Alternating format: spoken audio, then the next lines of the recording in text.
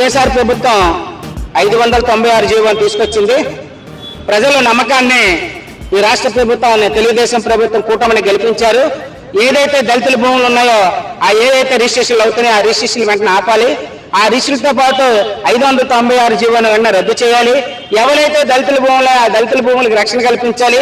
ఒక రక్షణే కాదు, వాళ్ళకి ఏ ఇబ్బందులు ఉన్నాయో ఆ భూముల మీద ఆ ఇబ్బందులన్నీ తొలగించేసి రక్షించేటట్టు ఈ ప్రభుత్వం తెలుగుదేశం ప్రభుత్వం కూటమి ప్రభుత్వం ఉండాలనేది ప్రధానంగా డిమాండ్ చేస్తున్నాం. అలాగే ఎస్టీ వారికి కార్పొరేషన్ లేదు, ఈరోజు డబ్బులు ఇవ్వట్లేదు గత ప్రభుత్వం. ఈ ప్రభుత్వాన్ని డబ్బులు కల్పించి చదువుకున్న పిల్లలకి ఉద్యోగ అవకాశాలు లేకపోతే వాళ్ళ ఉపాధి స్వయం ఉపాధికి ఏ రకంగా చేయాలి ఏంటి అనేది కొత్త ప్రభుత్వం ఎలాగో వచ్చింది కాబట్టి కొత్త ప్రభుత్వం వెంటనే వాళ్ళు ఆదుకోవాలని ప్రధానంగా డిమాండ్ చేస్తున్నాం.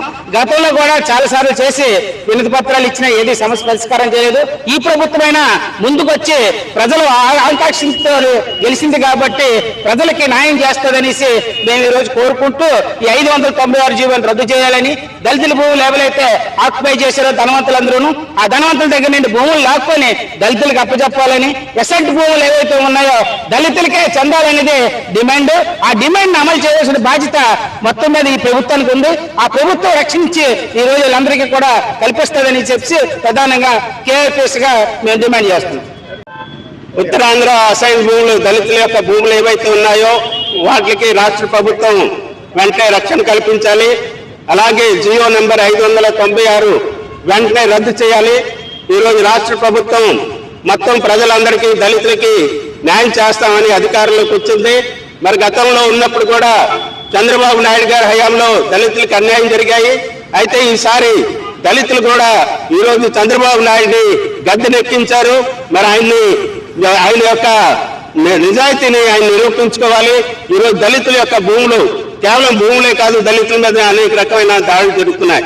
ఈరోజు ఉత్తరాంధ్రలో అనేకమైన వందలాది ఎకరాల భూముల్ని ఈరోజు అసైన్ భూముల్ని పెద్ద పెద్ద భూబకాసులను దాన్ని కాజేయడానికి ప్రయత్నం చేస్తున్నారు. కొన్ని చోట్ల బలవంతంగా ఆ రైతుల దగ్గర భూములు లాక్కొని రిజిస్ట్రేషన్ చేయడానికి సిద్ధమవుతున్నారు. కాబట్టి ఆ రిజిస్ట్రేషన్ ని ఆపాలి.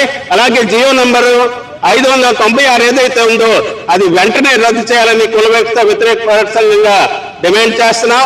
రాబోయే కాలంలో దళితులపై జరుగుతున్న అన్యాయాన్ని అలాగే వాళ్ళపై జరుగుతున్న దాడిని మన రాష్ట్ర ప్రభుత్వం అడ్డుకోవాలని, వాళ్ళకి రక్షణ కల్పించాలని, దళిత భూములందరికీ కూడా రక్షణ కల్పించాలని ఈ సందర్భంగా డిమాండ్ చేస్తున్నాం. అలాగే దళితులకి ఈరోజు స్కాలర్షిప్ ఇవ్వటం లేదు, ఎస్టీ కార్పొరేషన్ పనిచేయటం లేదు. అలాగే దళిత విద్యార్థికి ఎక్కడ ఉచిత విద్యా సౌకర్యం లేదు. కాబట్టి ఇట్లన్నిటి మీద రాష్ట్ర ప్రభుత్వం వెంటనే చర్య తీసుకోవాలి. ఎస్సీ కార్పొరేషన్ ని వెంటనే నిధులు కేటాయించాలి సందర్భంగా డిమాండ్ చేస్తున్నాం.